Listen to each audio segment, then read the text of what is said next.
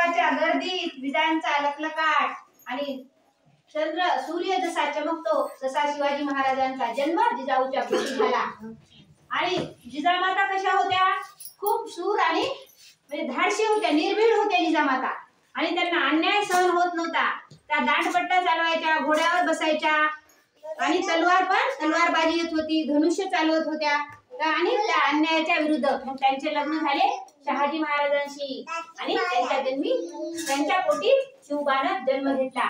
आणि जिजामाता काय करायच्या? शिवाला कोणत्या गोष्टी सांगायच्या? कृष्णाच्या, रामाच्या गोष्टी, अर्जुनाच्या गोष्टी सांगायच्या। अर्जुन पण धनुष्यबाण चालवत होता, माहितीये तुम्हाला?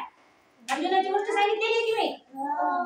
तसं शिवबाला त्यांनी शिक्षण दिलं आणि रयतेचा जे छेड होत होता त्याच्या विरुद्ध लढायला शिकविलं। आणि शिवाजी महाराजांनी स्वराज्य स्थापन केलं आणि पूर्ण रयतेला सुरक्षित केलं। आपली माती, आपली माणसं यांची सुरक्षा करा अशी जिजामातेने शिवबाला शिकवले।